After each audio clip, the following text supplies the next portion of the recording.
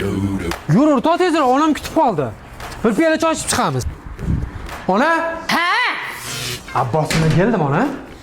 Va shu o'rtog'ing juda tarbiyali. Assalomu alaykum, onajonim, yaxshimisiz? Charchamayapsizmi? Voy, onalar, siz meni tug'magan bo'lsangiz ham tuqqan onamdakasiz. Har doim onani shunaqa qo'lidan o'pish kerak. Sigaret hidi kelyaptimi? Mendan kelyaptimi? Yo, bolajonim, siz tarbiyalisiz juda. Buni man tuqqosqondan kelayotgandir-da. Yuring, bir piyola choy beray sizga, bolajonim, yuring. Bo'pti, karta o'ynaymiz, sus. Dasturxonda katta o'yna bo'lmaydi. Ha, bu narsa kayf qilish kerak, mana sizdan. Bolam, Jaloliddin Nasharipov aytayaptiki, sen iplosda hali shunaqa hunaring bormi? O'rtog'ingga o'xshab kitob o'qib o'tirsang bo'lmaydimi? O'rni olsang bo'lmaydimi? Jaloliddin Nasharipov yozyapti, ana. Karta o'ynamang. Faqat onani rozi qiling. O'sha Jaloliddin Basharipovda seni ham onangni oldiga borishimiz bor degan joy yo'qmi? Duo qiling, izzat nafsimizga.